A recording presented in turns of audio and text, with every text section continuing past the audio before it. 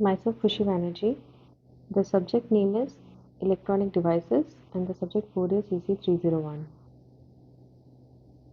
The course outcome of this subject are differentiate between the various conduction techniques in semiconductor material, that is, it is basically consisting of two types of technique by which the conductors can flow, that are the drift and diffusion.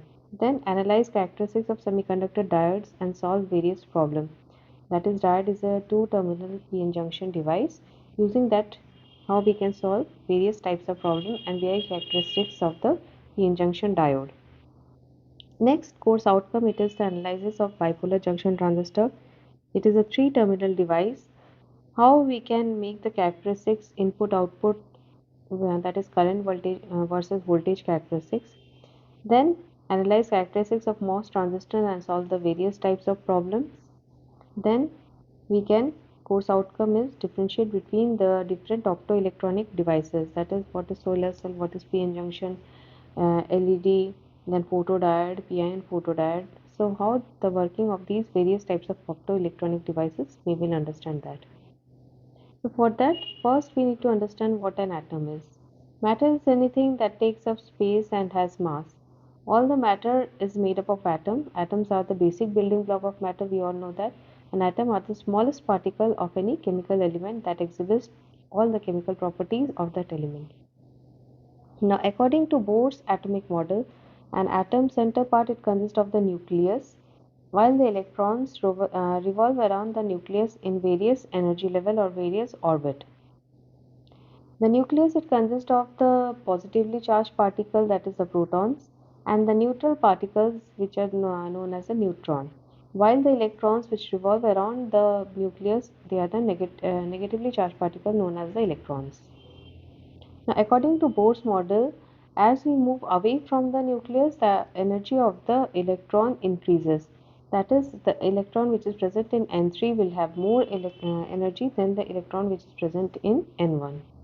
And as the electron moves from, as long as the electron remains in the shell, it never gains or loses energy.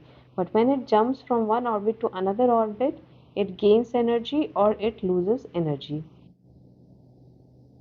When it jumps from a higher energy band to lower energy band, it will give out energy, and when it jumps from lower to higher, it will absorb energy. So these are the various electronic levels, and from these electronic levels we get the various electronic band. Now these bands are a range of energy level, while in case of energy level we only have discrete values, while in case of energy band it is a range of energy level. Now basically there are two types of energy band, the conduction band and the valence band. The valence band, it consists of the valence electron, and the conduction band, it consists of the free electron.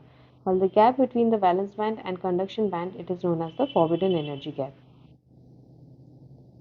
So these are the definition for the valence band, which consists of the valence electron, that is the electron present in the outermost orbit of an atom, conduction band, which consists of the free electron, and forbidden energy gap, which is the gap between the energy gap between the valence band and conduction band.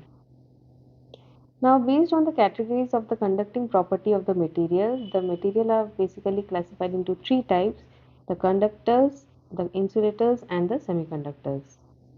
Now, what happens in a conductors? As the name denotes, it is having high conductivity. Now, why these conducting materials have high conductivity? From the band diagram, we can see that the conduction band and valence band, they overlap, and the value of forbidden energy gap is 0.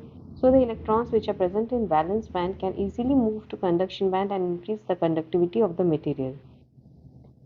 While in case of insulators, we know that they have very less conductivity or 0 conductivity. For this, because the forbidden energy gap between the valence band and conduction band, it is very high, so due to which the electrons cannot easily move from valence band to conduction band. The energy given is not sufficient for the electrons to jump from valence band to conduction band, so it does not consist of any free electron. While in case of semiconductors, as the name denotes, it is having semiconductivity between that of conductors and insulators. So when the electrons are given energy, sufficient energy, which is equal to or greater than forbidden energy gap, the electrons can jump from valence band to conduction band and increase the conductivity of the material.